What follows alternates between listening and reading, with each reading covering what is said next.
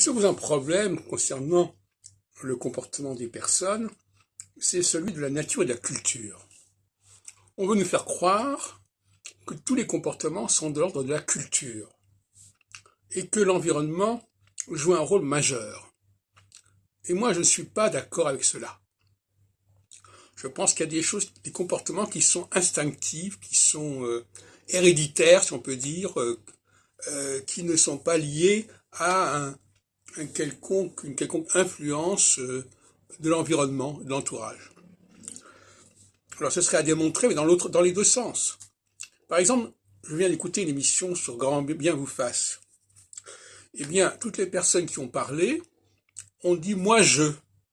Même des personnes qui ont une formation universitaire, professionnelle, moi je, voilà. On est dans le témoignage.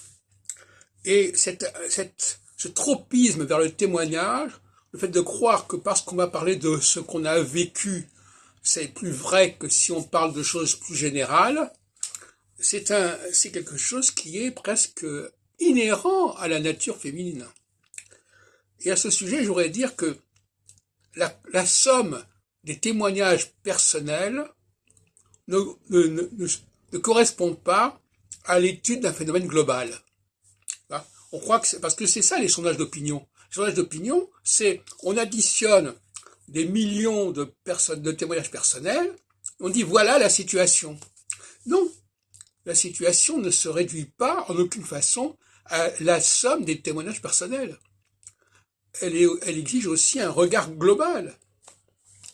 Quand on regarde un paysage, et ce paysage, on doit pouvoir le décrire tel qu'il est, et non pas selon ce que un tel et un tel a ressenti par rapport à ce paysage.